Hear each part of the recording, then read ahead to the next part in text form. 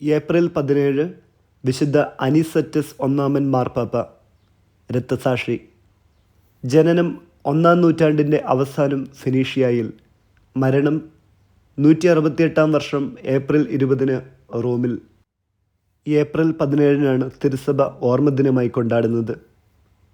ഇന്നത്തെ റോമൻ രക്തസാക്ഷി ചരിത്രം പറയുന്നു. റോമിൽ മാർക്കസിൻ്റെ മതപീഡനത്തിൽ രക്തസാക്ഷി മകുടം ചൂടിയ മാർപ്പാപ്പയാണ് വിശുദ്ധ അനിസറ്റസ്. സിറിയൻ പ്രദേശങ്ങളിലാണ് അനിസറ്റസിൻ്റെ ജനനം.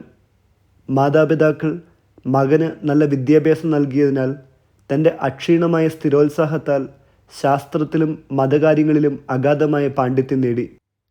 കുറ്റമറ്റ ജീവിതം നയിച്ചതിനാൽ സമൂഹത്തിൽ സുസമ്മതനും ക്രിസ്തീയ പൂർണ്ണതയുടെ മാതൃകയുമായാണ് വളർന്നു വന്നത്. പത്രോസ് ശ്ലീഹായ്ക്ക് ശേഷം 12-ാമത്തെ മാർപ്പാപ്പയായാണ് കരുതപ്പെടുന്നത്. ചില രേഖകൾ പറയുന്നു 11-ാമത്തെ പാപ്പായാണെന്ന്. പയസ് ഒന്നാമൻ പാപ്പ രക്തസാക്ഷിത്വം വരിച്ചപ്പോഴാണ് അനിസറ്റസിനെ പിൻഗാമിയായി തിരഞ്ഞെടുത്തത്. സഭയ്ക്ക് അക്കാലത്ത് പണ്ഡിതനും വാഗ്മിയും വിശ്വാസതീഷ്ണനുമായ ഒരു പാപ്പായെ ആവശ്യമായിരുന്നു. മതഭ്രാന്തന്മാരാലും മാർക്കോണിസം, ജ്ഞാനവാദം പോലുള്ള തെറ്റായ പഠനങ്ങളാലും സഭ പീഡിപ്പിക്കപ്പെടുമ്പോൾ ജ്ഞാനിയായ അനിസറ്റസ് പാപ്പ സഭയെ ധീരമായി നയിച്ചു. അക്കാലങ്ങളിൽ അദ്ദേഹം യോഹന്നാൻ ശ്ലീഹായുടെ ശിഷ്യനായിരുന്ന വിശുദ്ധ പോളികാർപ്പിനെ സ്മിർനായിൽ നിന്നും റോമിലേക്ക് വിളിച്ചു വരുത്തി. യേശുവിൻ്റെ ഉയിർപ്പ് തിരുനാൾ സംബന്ധിച്ചുള്ള വിവിധ സഭകളുടെ സംശയങ്ങൾക്ക് ഉത്തരം തേടി.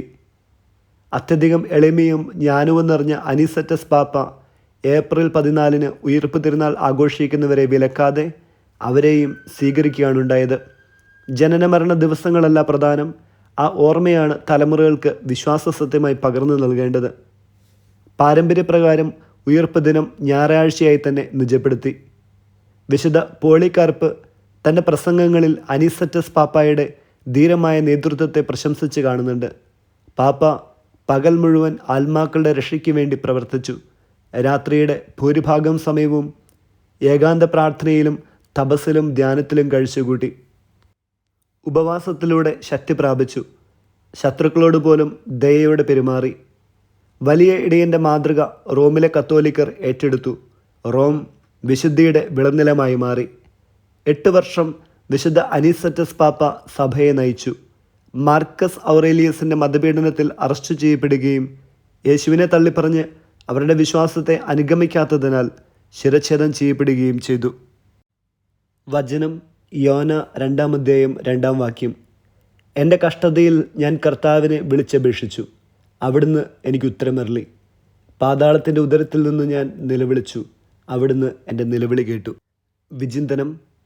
മത്സ്യത്തിൻ്റെ ഉദരത്തിലായിരിക്കുമ്പോൾ, പ്രത്യാശയ്ക്ക് യാതൊരു സാധ്യതയുമില്ലാതിരിക്കുമ്പോഴും യോന ദൈവത്തെ വിളിച്ചപേക്ഷിച്ചു.